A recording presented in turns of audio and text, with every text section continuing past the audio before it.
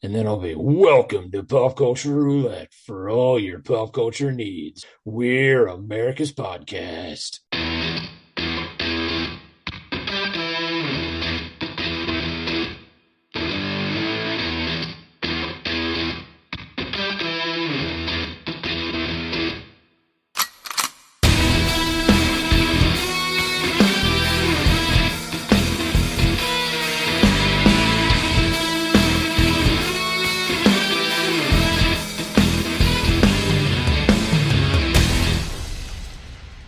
All right, welcome everybody. Just so we weren't going to go dark for 3 weeks, I decided that we needed to record something. So I brought in two guys who have been on before. So this is a rarity. I've almost never brought anybody back. So for the first time ever returning guest, I've got Tim Hello. and I've got Charlie. Wow, honored to be the first returning guest. That's quite the honor. This is what I And was going to say. Yeah. since the last time they've both been on, they've started Around the Base, a pop culture sports podcast. So we'll talk about that a little bit later. But I figured just to kind of start, Tim, I got to throw some massive compliments your way with everything that you've done for us since we've left Atlanta. Just as a reminder, for those of you who haven't listened to every episode, I know Tim and Charlie because of We Are Family. We all got casted and we all got put as alternates. That's a whole story. We've told it before. No need to go into it again. But since we've left Atlanta, Tim has been a massive coordinator of keeping everybody together and in line. And he was doing the Lord's work basically on getting us all clips and gifs and screenshots and just countless numbers of work, not just for us, for the True Crew, other people as well. And it is beyond astounding because I barely had the patience I haven't even actually watched all the episodes of We Are Family. So Well, I could say securely I've seen each episode about 20 times at this point.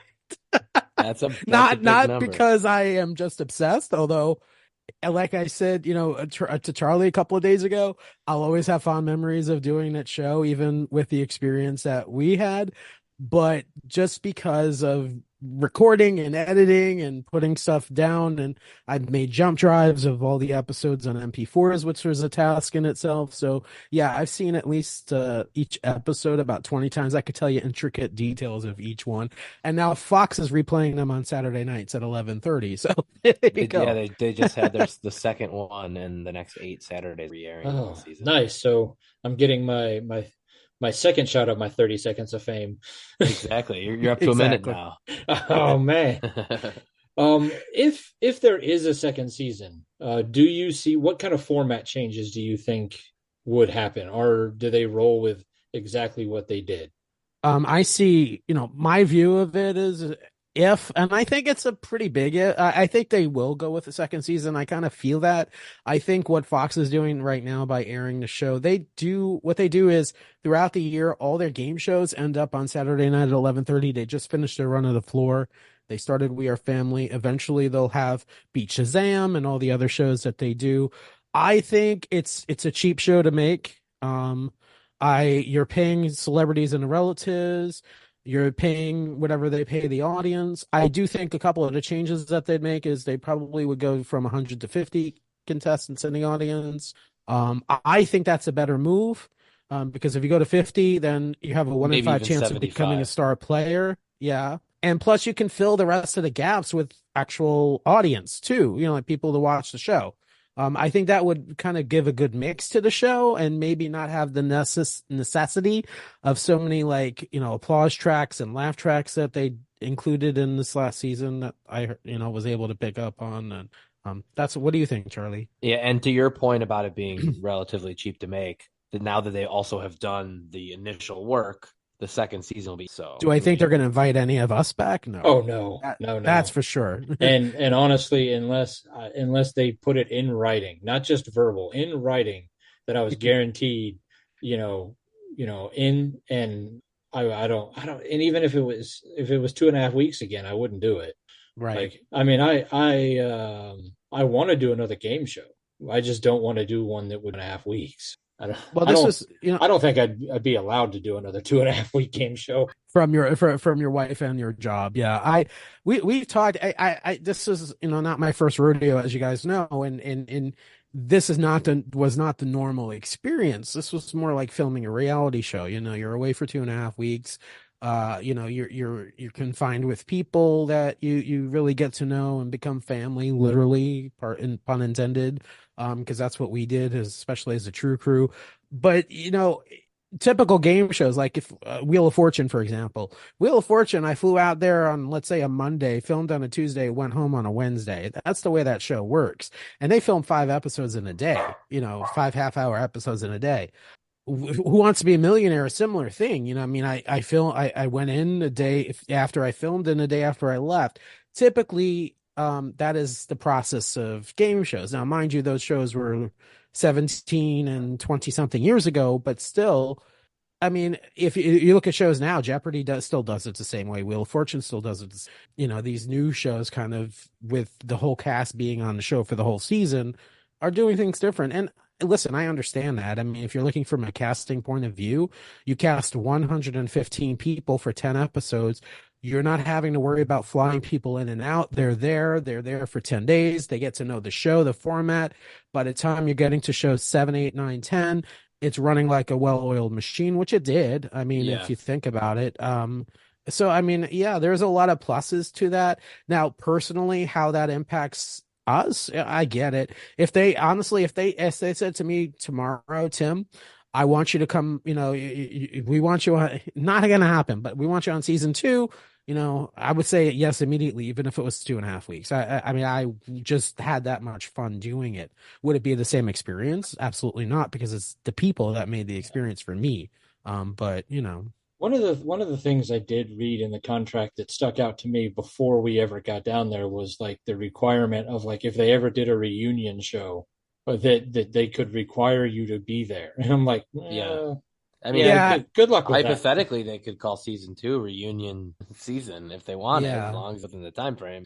I don't think they're going to pull anybody's arm to actually go on the show. As we know, our experience, people left in the middle of the season. Yeah. So I don't think they're going to force anybody to go on. I think that wouldn't make good TV. It wouldn't be beneficial for them either. Right. Yeah, but I think they have that in there just to have the option to invite people back. I think there's only one person I could see them inviting back from the cast, and he never made an episode. Brett. Oh, yeah, Brett. Yeah, Brett. Who, by the way, Brett, if you're listening, congratulations on winning the bracket. You are the Pop Culture Roulette March Madness bracket winner. Whoa, Brett! Ooh, very nice. It does not matter. It does not matter if UConn or Purdue wins the national title game. He's already won because the 3 people who could score more points, he has UConn winning, and they all have UConn winning. So not a single person in my bracket pool had Purdue in the championship game, let alone winning it. So wow, good job, Brett. Yeah, that's impressive. Oh, Nicholas, a point of clarification: who won the Oscar pool? Tim, also congratulations for once again winning another contest. Wait. So is the real truth then, because he won, he's returning guest and he forced himself back as the first returning guest? No. Oddly enough, he requested a time travel episode the day I released a time travel episode. So I did. So it was perfect timing. You fulfilled it. You're unintended. Yes. Normally, normally when you've won one of our contests, you barely get the episode that you requested before the next contest. I time traveled ahead and I figured out what episode it was going to be. I came back and I requested it, and just voila. Boom. Problem solved. Marty, all right. Marty McFly. Yeah. But yeah, I could see them asking him, because he didn't make any episodes through through no fault of his own, but not necessarily their choice for him not to make the episode. But I could also see them just going nobody from the 110, 115 of us would a couple people in particular, but we're not going to go into that. I think it would be to their advantage, honestly, to invite the cast from last season back, only because there's so much you can do with that. Like, it's the family reunion, the family's back together. There's so many things but I don't know how I important that is for them, listening to Around the Bases, you guys have had a few guests on, and some of the other cast members that I didn't have a chance to interact with very much. And I think it was Rob said something, or maybe it was Mike, I can't remember, that got me thinking. I think at some point during the casting of the show that we were on, they were casting both us and the floor at the same time. Yeah. And I think they were just deciding why it was taking them so long to decide who was where. Was they were trying to figure out, well, which one of us had passports. Well, it's no secret. I auditioned for the floor. Right. I made it to a point where, they're like, stand by. We'll let you know if you're going to fly to Ireland or not, because it taped in Ireland. And probably about 5 days later, I get an email from them saying, sorry, you weren't selected. Literally like 2 days later, I follow Josh Randall, who's awesome. He's one of the casting folks with We Are Family and American Idol and all that. And he put on his Instagram that they're casting this pop culture game show. So I saw that, and I literally like sent an application, and immediately, and the next day I was called by the casting people. So, I mean, I wasn't necessarily I guess I was weird because I was one of the last people I think that they cast for We Are Family. So I wasn't like under consideration and moved over to We Are Family. I was told with the floor that I wasn't going to Ireland. So, yeah. And then even with We Are Family, I was told I wasn't going to We Are Family until 2 weeks after that. And then they changed their mind, or something happened where I was a last minute addition. So there was a lot of last minute fun stuff that happened before I went to Atlanta. Yeah, it wouldn't surprise me though if there were some of the people. Basically, they had the 81 needed for the floor. Let's say they had about 100 people, 15 or so that didn't quite cut at the end. Maybe their family. I think Rob's theory, to your point, Charlie, I think Rob's theory is... And that's what made me think it, because when Rob was talking about his casting, it seemed very similar to my casting. It was a good year and a half before I actually got there. Maybe not as long as he had been doing it, but all of the questions that I got the first time I interviewed with them had nothing to do with anything related to what we did on We Are Family. But it made a lot, once I watched the floor, it made a lot more sense that I think at some point, and then they were like, oh, wait, he doesn't have a passport. We like him. Let's move him over to this other show. And I think there's a lot of us, like me and Rob, and I don't know how many, because I didn't talk to everybody, but, a lot of us who were probably like, we want to cast them for both, and well, they don't have a passport, so let's move them over here, or we think they're a better fit here or a better fit there. But I wonder, I'd like to get, when you guys have somebody from the floor on, which is in the next couple of weeks, which I'd like to hear her take on it, to see if her casting process was similar. Because we'll ask, I'm curious. It's just, maybe it's just the one conspiracy theory I'm willing to buy into. Well, it's interesting, that, as I said, I was so late in the process. I knew when I was going through the process for the floor that the show was named The Floor. I knew exactly what it was. As a matter of fact, I, got a VPN and looked at the Dutch version of the show to kind of get familiar with what it was. And then when I applied for We Are Family, I always look at the fine print, and you can see in the fine print, it was for a show called We Are Family. So a quick Google got me Jamie Foxx is hosting this show about celebrities and relatives. And that I kind of knew, I guess I was one of the few that when I was going through, I actually knew what I was, auditioning for. Well, even in my video, I said, hey, We Are Family. Yeah, I didn't know what I was until I got the contract that, like when they had it in the fine print, I was like, oh, okay. And then I was able to Google it. But yeah. All right. So fantasy casting, they call you and they're like, any game show. What is your fantasy cast to be on a game show? They, for whatever reason, Hollywood in general has called you and said, we want you to be on a game show. You get to pick it. Which one are you doing? Could it be a game show or reality show? Yeah, sure. Because they're the same thing. Okay, Charlie, go ahead. I talk a lot. Oh man, mine's always hard because if you could guarantee me there'd be no like weird eating thing, then I'd probably pick Survivor or The Challenge, something like that. But with that in the background, I don't know if I could. Well, you could. Here's my theory on that. And I thought about that because we talked about this in the last episode or two. You could always say, I'm not just not doing that, and you won't get whatever points you are for that challenge. You could always kind of say, It depends on the one, though. Sometimes in the yeah, actual challenge, you're out at that moment. If you don't do it, they just kick you that's out. true. That's true. So I wouldn't want to go into that with that as a penalty. I understand that. Yeah. For me, without a doubt, 100% would be Big Brother. No doubt at all in my mind. I would, Julie Chen to sit there with the other house guests and go through a season. Yes, locked up in a house for 3 months.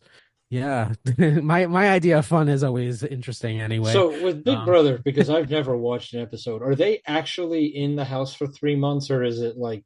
Oh yeah. So it's not like We Are Family when they're like, we've been doing this for 10 weeks and we've really only been there. There's 24/7. There's 24-hour cameras. You can go and watch them at all times. Charlie and I are huge Big Brother fans. We'll be doing a lot of coverage, I'm sure, when that show airs. But I've never watched an episode of Big Brother. I've barely ever watched Survivor. Now, mind you, the house is a studio at CBS Television City. I mean, it's not really a house. Well, but yeah, there's actual corridors and Rob was telling us during our episode, his brother is one of the producers of The Bold and the Beautiful, and he was able to get him behind the scenes of Big Brother. And there are corridors literally with like two-way mirrors, and it's just cameras in these corridors. And if you're in the house, you can hear them like rustling about. But yeah, I've tried. I've definitely applied. I've gotten somewhat forward. I think once everything clears up in the next year or two, and I'm in a healthier space physically, I would definitely apply again for that show. I think I could always be the token old guy. I don't have a problem with that. You'll be the new season's Cliff. Yeah, better than Cliff. I loved Cliff. They don't. At least you didn't say Felicia. That was last season's old person. Well, there was a couple actually, but yeah. Do either of you remember a show from the early 2000s called Beat the Geeks? Oh my God, yes. Yeah. Oh yeah. I actually was pulling out DVDs today, and I have copies of it. If you want to see it, I have copies of it. Would resurrect that show just so I could be on it. Loved that show. I mean, I've always wanted to try Jeopardy. But at the same time, like I can watch Jeopardy and do fairly well, but I don't know. Like I'm always afraid, like I'd get on the episode where the category is like opera, Renaissance paintings. Yeah, 18th century Russian. For me, it's Shakespeare. Yeah, Shakespeare. But and I wouldn't like then the next episode that I'm watching on TV, it's like Marvel, baseball. Like I was watching a television. Yeah, I was watching a clip today where the last category was football, and like they were like softball questions for football. Yeah, like they were just gimmies, like put them on a tee and like knock them. And out they of didn't get any of them right. Not a single one. And I'm like blown away. That's like amazing. How? And I've seen them do it with baseball as well, and it's like, oh. Our family member Jen shared that on Instagram the other day, and I've seen it before where they have, just classic. Oh man, I've tried for Jeopardy. That test is incredibly difficult. I fell at Shakespeare, even though I have a Shakespeare poster in my room. I took the Jeopardy test last week, 2 weeks ago. I don't know, relatively recently. And I'm pretty sure I failed. I was like the first half of it, I was like knocking them out of the park. And then like halfway through, I'm like, oh, I am getting a lot of these wrong. Or is it? I love the fact that you took it. No, it's not multiple choice.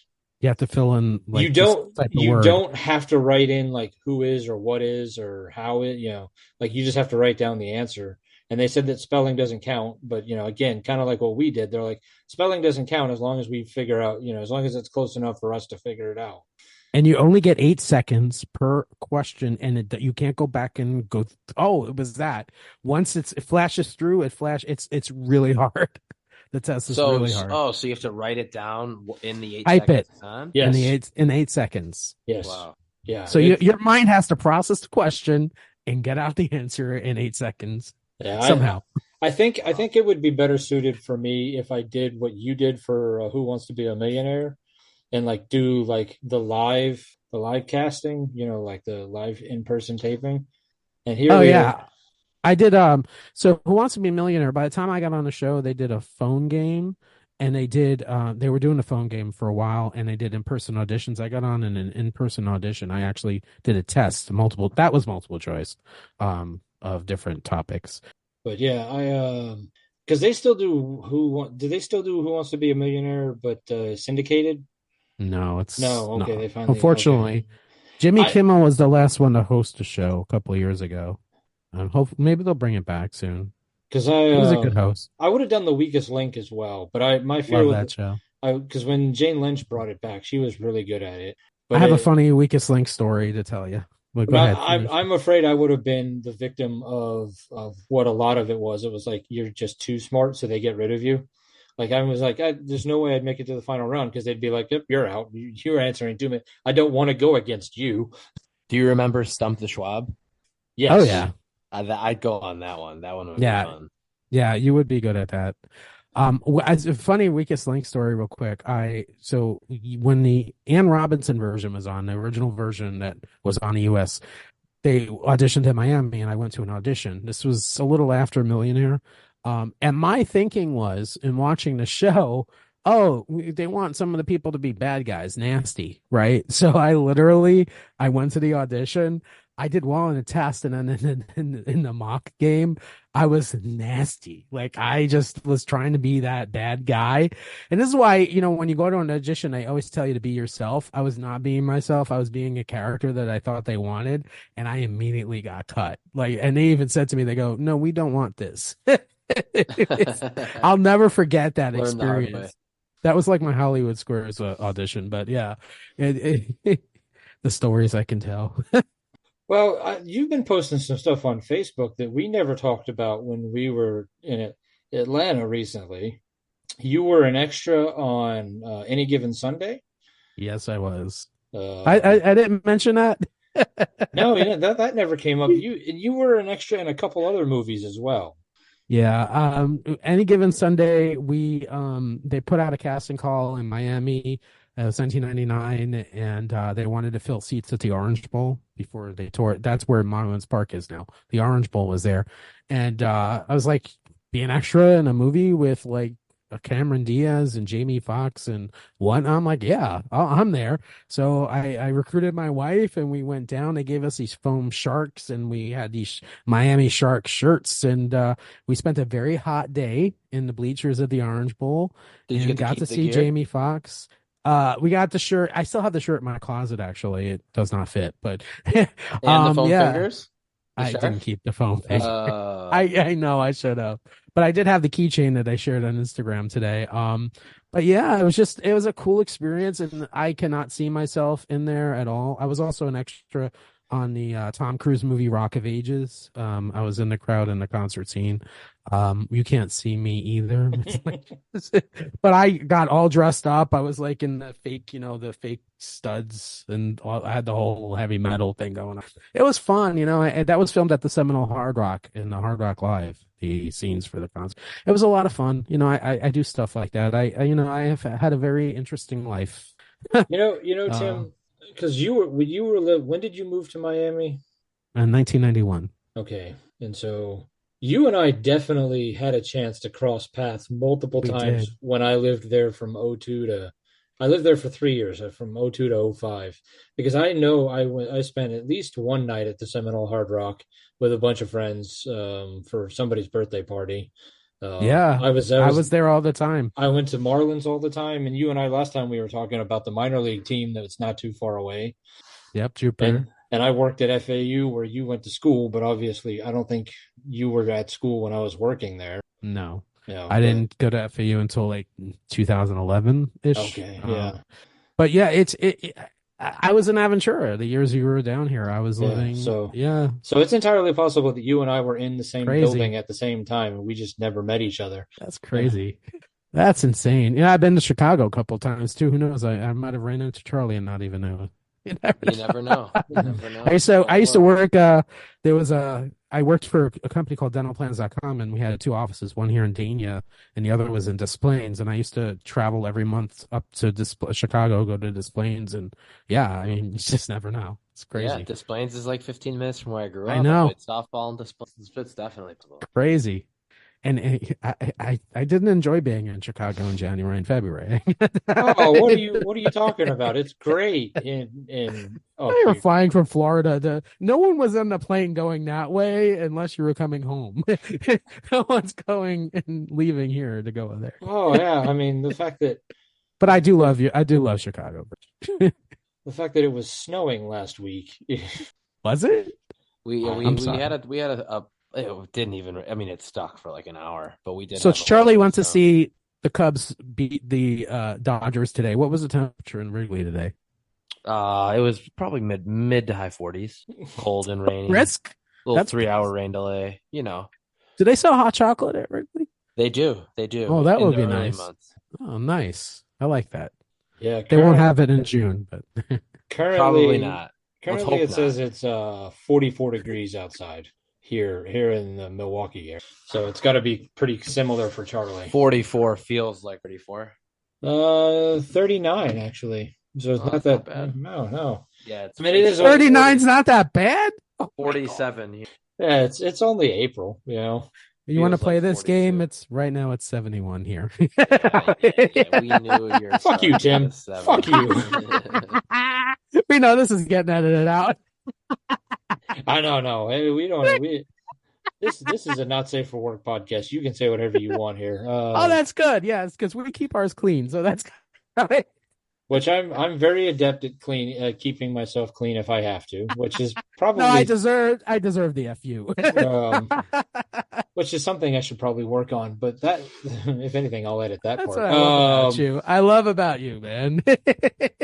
So, what have we been watching recently? Because that's one of the things that I always bring up on this show is what have you been watching? So it's been a while since either of you have been on. So, if it's something you didn't watch like in the last week, you want to just bring it up, like any sort of movie or TV show that that you've been watching recently that you want to talk about.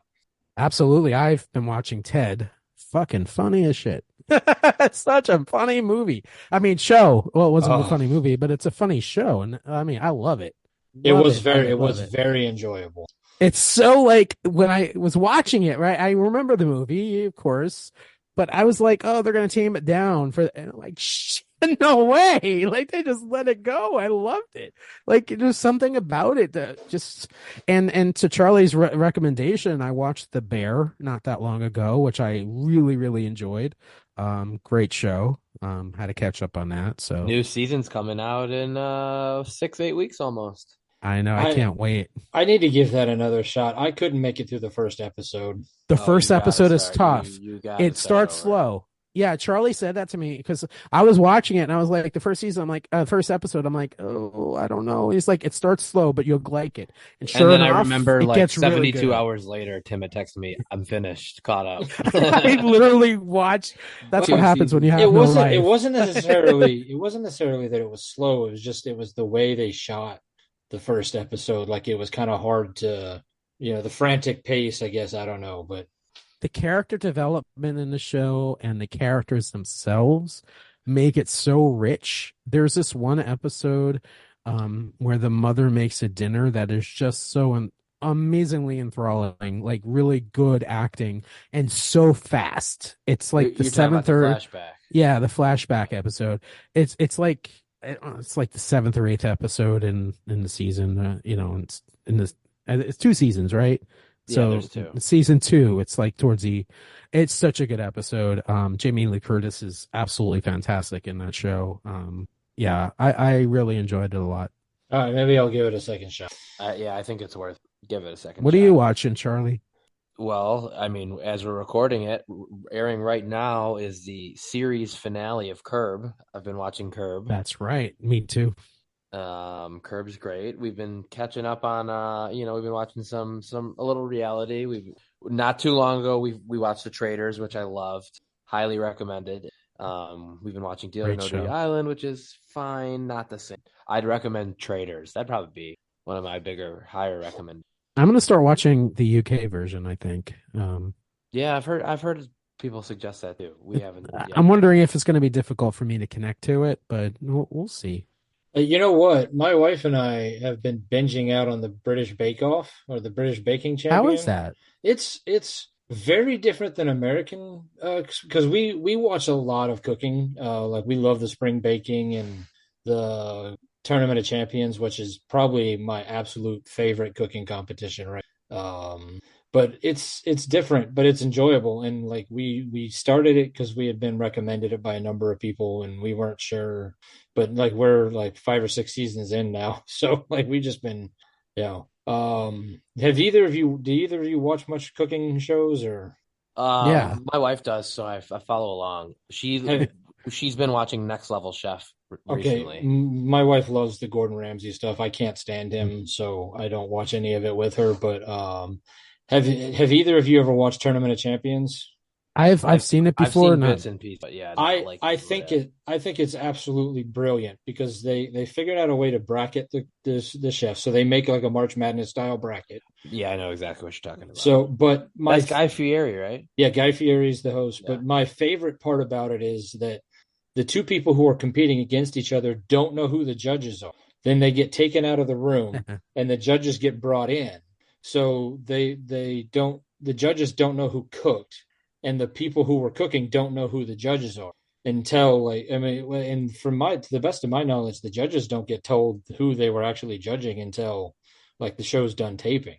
Like so they don't know who. So there's no bias. There's no like, oh well, I really like Bobby Flay. He's not a competitor, but like Right. Bobby Flay is automatically going to get a couple extra points out of the judges because he's Bobby Flay, especially if he's that makes going it fair. especially if he's going up against somebody who's kind of a little bit more no name or Mhm. or somebody who's a little bit more polarizing, say, might get a couple votes taken away because, he's kind of a dick or and so there's no bias towards like, oh well, this chef cooks this way, so there's no bias because this person's more famous or less famous. Um, and so I really like it. So I think it's honestly the most fair cooking competition out there. Plus they got the randomizer, which is a big wheel with 5 different categories. Guy So Fieri loves that wheel. so there's no like there's You're sure you're no not mixing that up with the floor? uh, Or the the re- wheel. I There's a show I called The Wheel. I feel like the randomizer on Tournament of Champions was way more random than the randomizer on the floor. Yeah, who I knows, mean, right? I really liked the floor. I totally wish I was on that show. If they weren't filming in Ireland, I would totally try to be on the second season. But the Um, thing about the floor is, the only people that were guaranteed any money were the person who won it all and the people who won each episode. Everyone else didn't get anything. yeah, Yeah, That's the true. tough part. That's the tough part. right. But you know, but there's no way that thing was actually random. I just they I weren't. mean, I would hope so. I mean, I would hope so too. It just seemed like the randomizer was picking not certain people, but certain people standing next to Yeah. certain, Well, like they did say that it only randomized amongst people that had yet to be Hadn't chosen. played. right, Yeah. yeah. So the So odds were probably just statistically speaking, the biggest squares would have the greatest odds of getting. Not to yeah, say it would happen every time, but yeah. It just seemed kind of like, well, they're not going to pick somebody over here. It's going to be over in that corner, and it was in that. Yeah, yeah. Well, the person who ended up winning the show, it's not a spoiler at this point. She was hidden. She was basically, she had an early on duel that she won, that she got 2 squares, and she pretty much hung out there for the majority of the Yeah, season. because there were only two next to her, and one of the Yeah. two had already played one, so there was only right. one square She that could be pulled. she was absolutely in the That's most a great position. great position. I will say though that some of the people who were towards the end, when it got down to 4 or 5 people, the one guy who had the most space was the worst strategy. Like, why would you pick a category that you know nothing about? Make him pick a category. Like, if you know something about it, at least make the person who knows nothing about their category. Like, don't pick their category. Make them go against you in your category. So at least you're on equal footing. The interesting thing about game shows in general is, and you guys know this from doing We Are Family, you'd sometimes do things there that you're like, what was I thinking? Oh, Because you have absolutely. these lights, and I mean, hello, Dermot Mulroney, right? I mean, Well, the and amount hello, who was the person that you didn't oh get? the amount of shit that I have taken Candace Cameron, from right? multiple people is Candace Cameron Bure. And I mean, I will say it again right here on this podcast, and I'll probably have to say it more times throughout the rest of my life, is that that was the last episode we taped, and I had put myself Yep. under so much pressure because I knew that there was a limit that I had to get to, and I needed to get one of the two right. So I wanted to get that first one right. Because Right. also I had to get the first one right to have a chance of being star player on the last episode. I knew that, and then I choked. I of course I know who Candace Cameron is. You're gonna tell me that a kid who was born in 1978, growing up on TGIF, didn't know who Candace Cameron was? Well, I think we all had those moments. I Yeah, think, and throughout the show, each of us had that moment where we're like, yeah, and I don't think Impossible to not your to. point, people don't understand necessarily the shows that the way they aired it were not in the order they taped it. yes, That's an and important part. so I have a better respect for people when I watch these game shows now because like I'll be sitting at home and I'm like, how did you get that one wrong? But it's like, okay, I get it. You don't know what kind of stress they were under before they got to that, or how out of I can only imagine that being in Ireland for a couple of days, you've got jet lag, you're on set, you've never been on TV before, Not like. only mention that, one of their days they had filmed 3 hour long episodes in a day, and they said it was torture. Like it was a long day. Well, I mean, So just getting 2 episodes a day filmed with us was 12 to 14 hours, so I can only yeah. imagine. Yeah. And to your, interesting. We didn't talk about this since the shows because when each of us was on on the show, we really weren't able to really say anything. But how about that Joel McHale coming out and hosting those 2 episodes after we, that's crazy stuff. And Uh, poor Nicholas. oh, I'm such a Joel McHale fan, and I had two shots of seeing him. I don't know if I would have got a chance to shake his hand or say anything to him, but I had two shots at it, and they kept me away both times. I was telling Charlie yesterday, I would have, because they replayed the episode, I would have absolutely known who Carney Wilson was. I absolutely would have gotten that right. There was people that came up in the episodes that we were not there for that, like, oh, that cost me money. I wish. Yeah, absolutely. And the other thing that I've had to tell people a couple of times is one, we could not hear the person in the sphere nearly as well as you can hear him on TV. Correct. And no silhouette. And there was no silhouette, so we couldn't, base it off of that. And then the other one was like those crazy answers that they spliced in were from a different part of the game. That were then Yes. non-existent. Because you could literally see my clap a couple of times throughout the season, the same clap, and they inserted into episodes I wasn't physically there for. And I don't know, was Tiffany Haddish one of the shows that you were part of? That was the first one I was in the room for.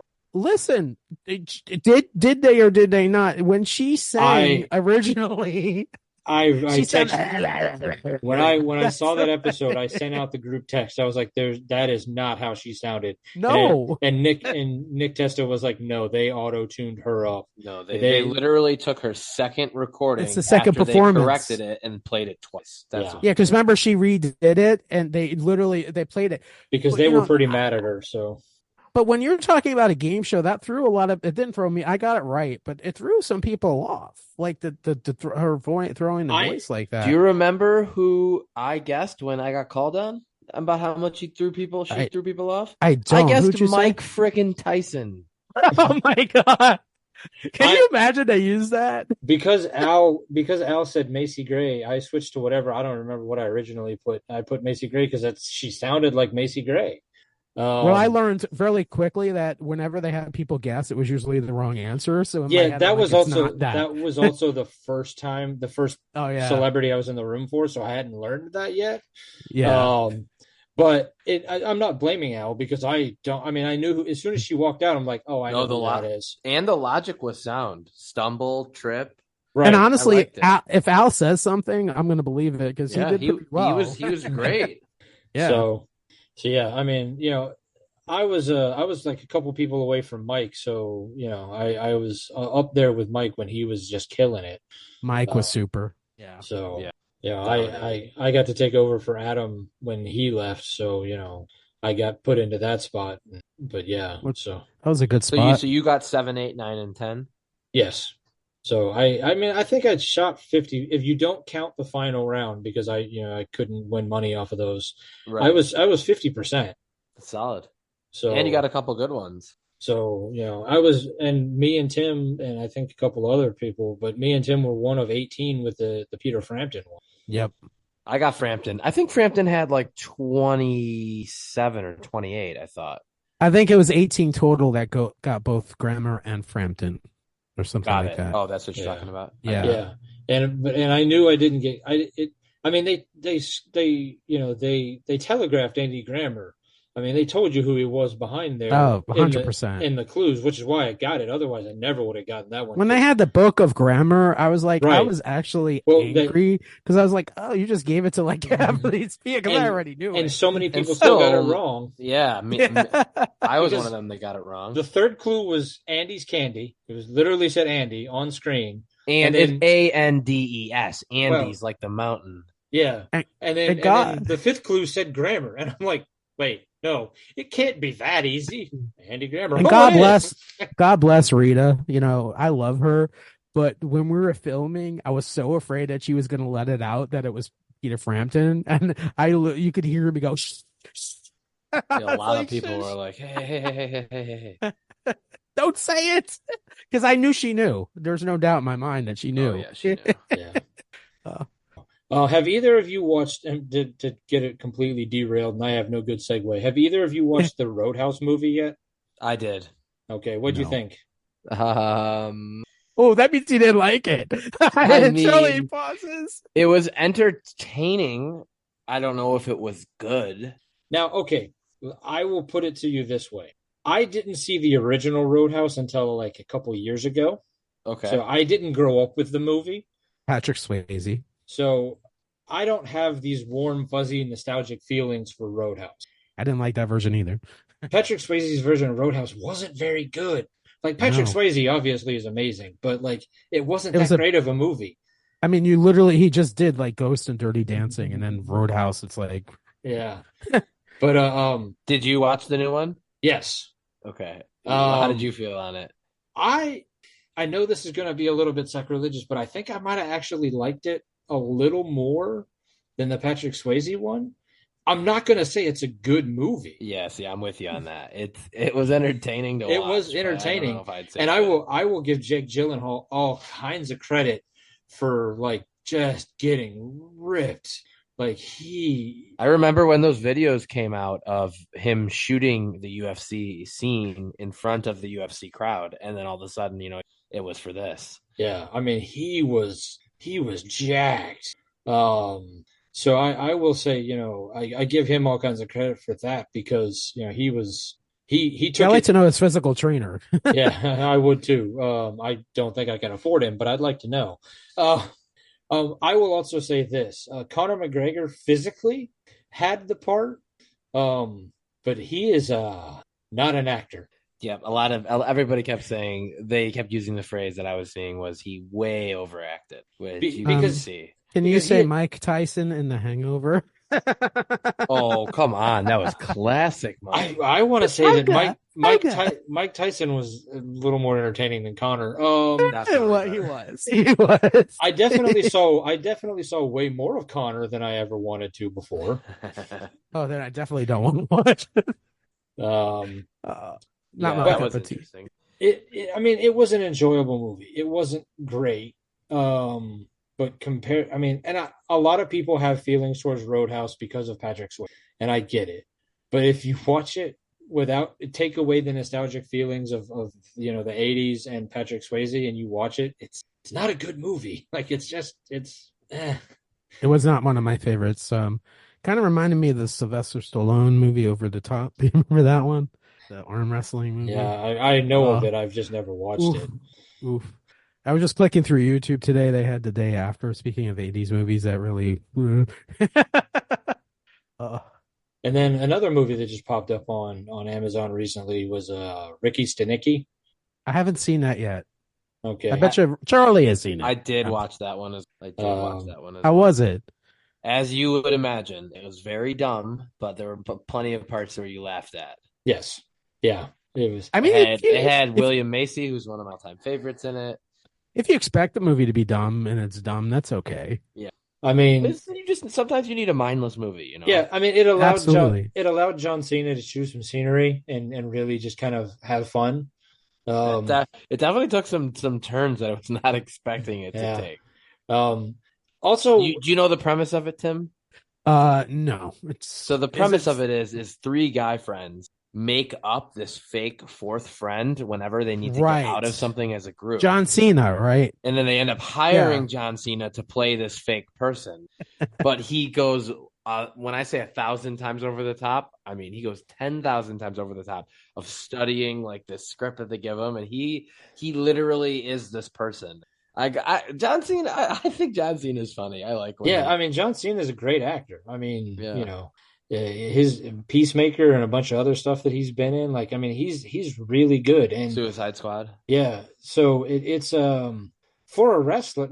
I'm gonna say not even for a wrestler. For a big guy, like he's actually a pretty good. I mean, I would put him in the same category as like Batista or The Rock. Like, you know, most wrestlers you're gonna get like, you know, Hulk Hogan or Triple H. You know, you're like, oh wow, good for you. You were in a movie. Yeah. Where like, you know, The Rock and Batista and now John Cena, I think you're like, oh well, you guys are actually actors. Like, Yeah. like I think they could handle something other than just being the big guy in a movie, you know. Definitely. Speaking of movies, have you seen the new Ghostbusters movie? No, I want to go see it. I just fantastic. I loved it. I have not had time. I really loved it. That one and the new King Kong movie. I mean the new Godzilla movie.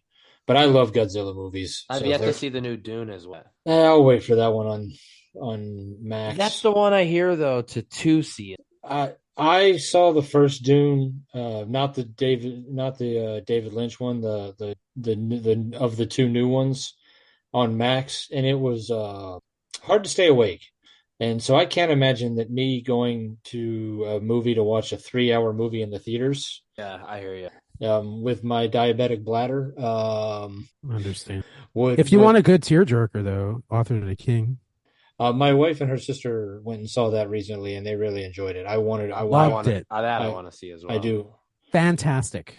Mark Wahlberg is fantastic in that movie. It's a great movie. Do either of you guys like British crime shows? Yes. No. Have you watched Slow Horses? No, but I saw a preview for it on Apple TV, right? Yes. Okay. And if you like that kind of genre, I highly recommend you. Because you don't like the genre, it's not for you. I really liked Luther, that Idris Elba one. Yep. And the Benedict Cumberbatch reboot of Sherlock. But I just like watching British shows in general. So yeah. So like there was another one that I liked that I watched. It was called The Line of Duty.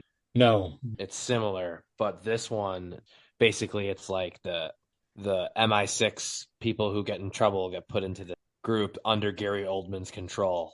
I don't want to give it looked like they were like all the people who screw up or the misfits get put on the bad squad. Exactly.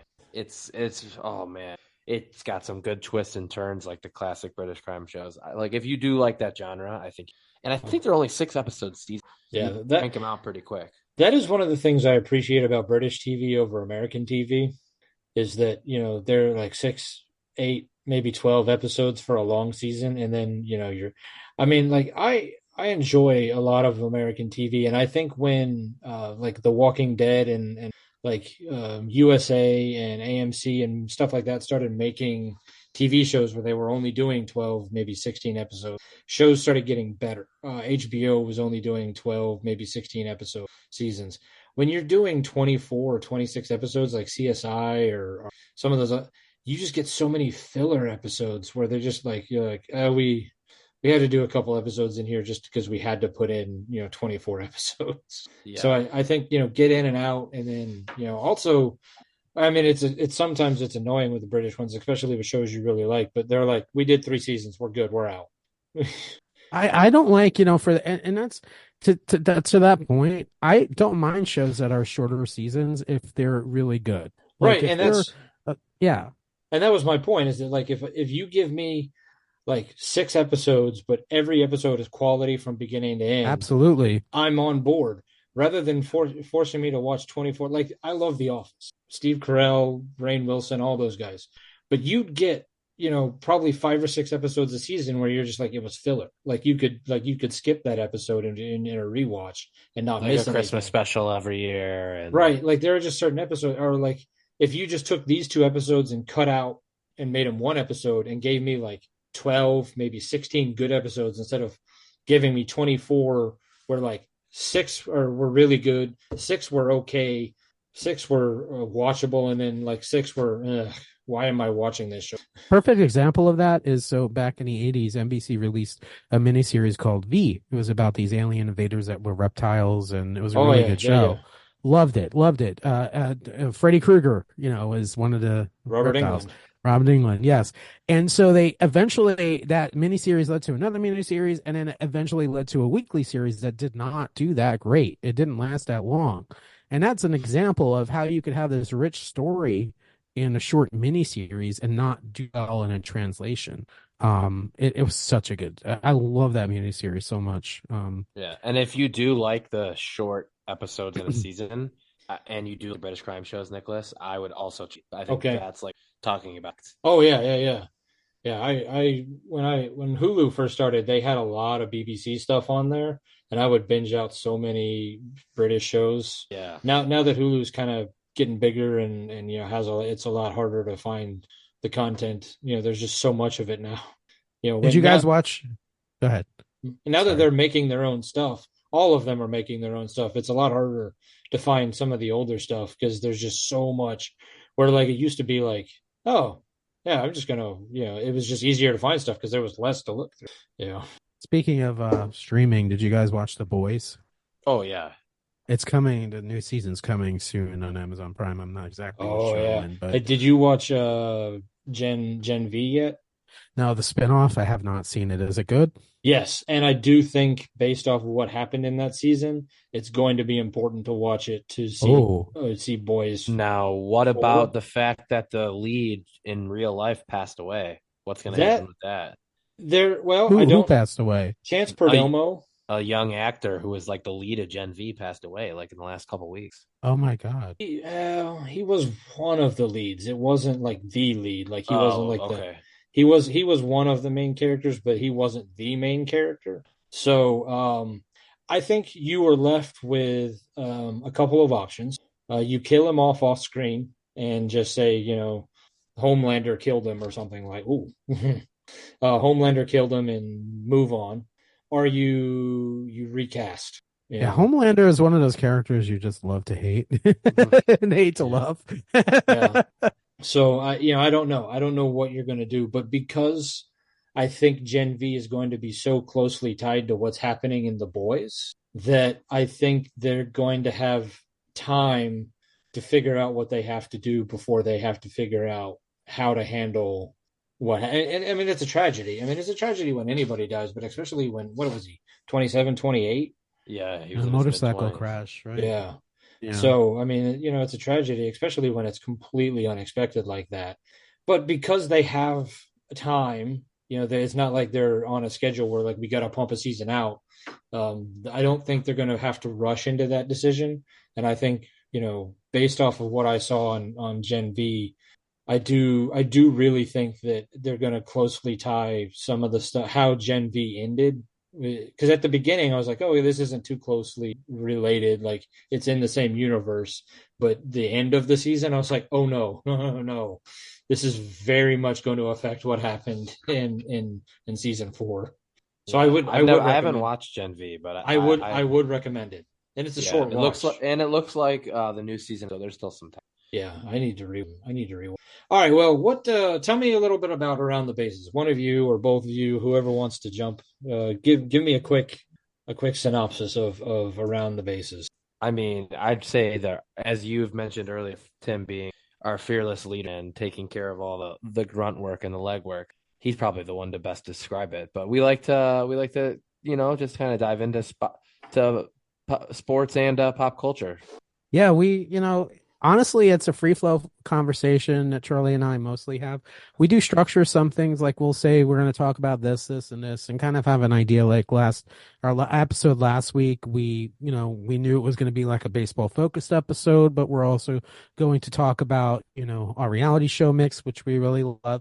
We try to keep, it light and not necessarily structured. But the audience kind of knows a theme for that week. Like this week, we're gonna have the great Nick Testa is gonna come on with us, which we're real excited. One of our family members from We Are Family, and I'm sure we're gonna hash it out with music and talk about whatever he likes to talk about. Following week, we have Stephanie. In a couple of weeks, we're gonna have Franklin.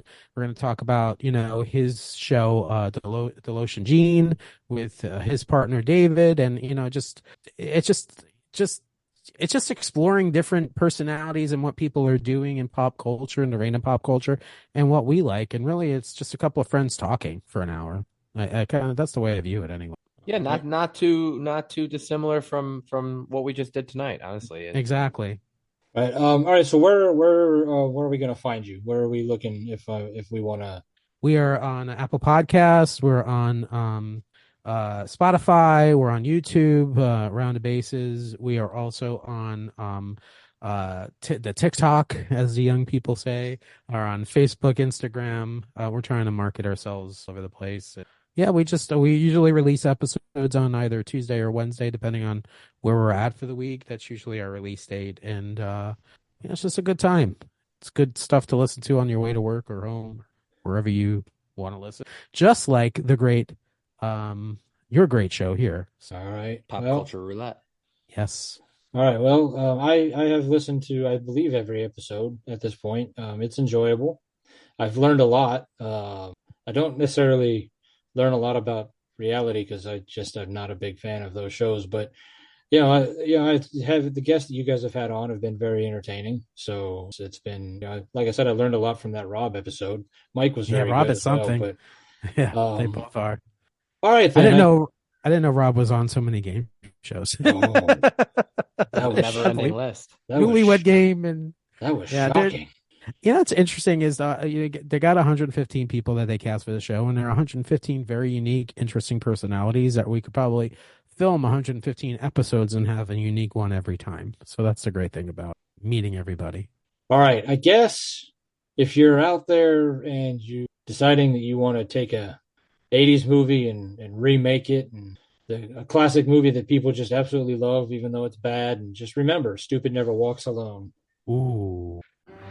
Comic books have been around for almost a century, and in the last 2 decades, we've finally gotten to see many of these characters brought to life in movies and on TV. On the Moving Panels podcast, we discuss movies and TV shows based on, inspired by, and adapted from the world of comic books. Join me and my guests as we discuss both the good and the bad from Marvel, DC, and even some of the lesser-known comic book companies. Learn what is and isn't from the comics, as well as our nerdy review of the movie or show. New episodes drop every Monday, and you can find us wherever you listen to podcasts. So join us for Moving Panels, and I'll see you on the other side of the page.